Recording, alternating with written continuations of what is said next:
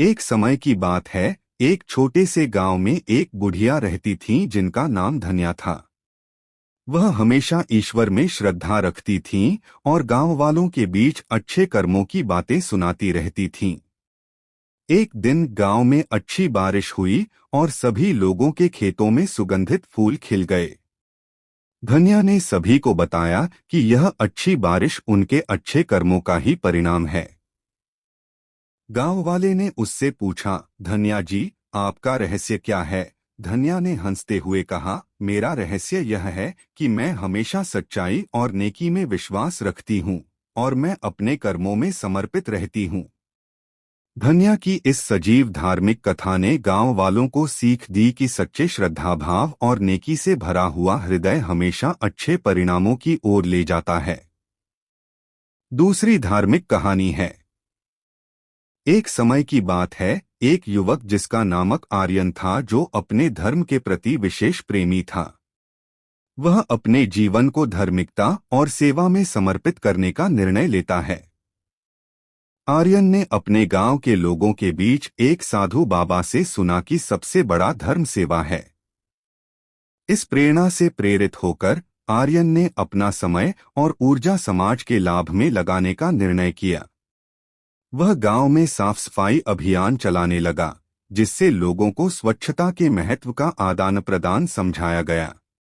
उसने गांव के बच्चों को धार्मिक शिक्षा देने के लिए एक शिक्षा केंद्र भी स्थापित किया।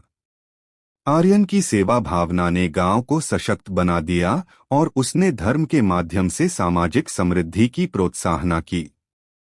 उसका यह यात्रा ने साबित किया कि धर्म और सेवा एक दूसरे को समृद्धि और शांति की दिशा में मार्गदर्शन कर सकते हैं।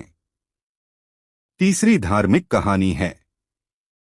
एक समय की बात है। एक छोटे से गांव में एक युवक जिसका नामक संजीव था। उसे अपने जीवन को महत्वपूर्णता देने का विचार हुआ और वह वनवास जाने का निर्णय लेता है ताकि वह आत्मा की खोज में लगा रह सके। संजीव ने गांव वालों को बोध कराया कि जीवन में आत्मा के महत्व को समझना और सुधारना कितना आवश्यक है।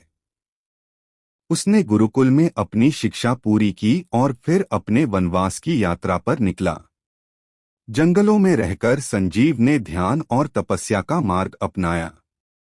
एक दिन उसकी आत्मा में एक प्रभावशाली अनुभूति हुई, जिससे उसने अपने जीवन का उद्दीपन पाया।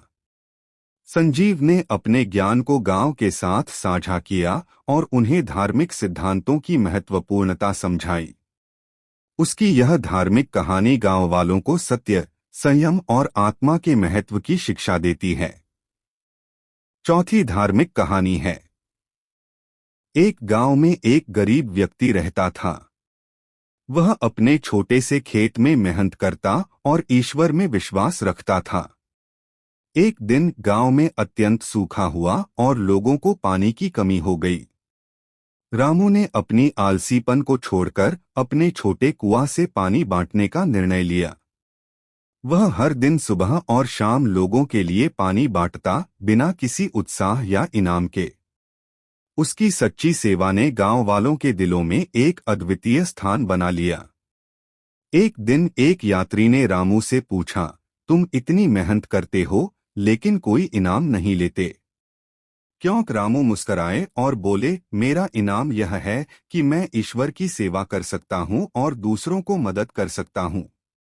रामू की यह सच्ची सेवा और निष्ठा ने सबको प्रेरित किया और उन्हें धार्मिक सीख सिखाई कि सच्ची सेवा में ही आत्मा का सच्चा प्रगाढ़ होता है। पांचवी धार्मिक कहानी है। एक समय की बात है। एक गांव में एक वृद्ध ब्राह्मण अपने शिष्य सुरेश को ध्यान और साधना की महत्वपूर्णता के बारे में सिखा रहा था।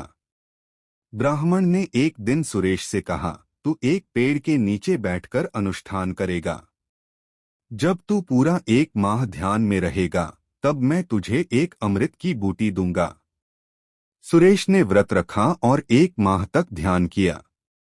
फिर उसने गुरु के पास वापस जाकर कहा, मैंने अपना अनुष्ठान पूरा कर लिया है, कृपया मुझे वह अमृत की बूटी दें। ब्राह्मण ने मुस्कराते हुए कहा, भले ही तूने ध्यान में रहकर अपनी साधना पूरी की हो, पर वास्तविक अमृत साधना में नहीं बल्कि सेवा में छिपा होता है। दूसरों की मदद करने में ही असली अमृत छिपा होता है। इस कहानी से सुरेश ने सीखा कि आत्मा की सच्ची साधना सेवा में ही समाप्त होती है और सार्वभौमिक सुख शांति उसी सेवा में छिपी होती है।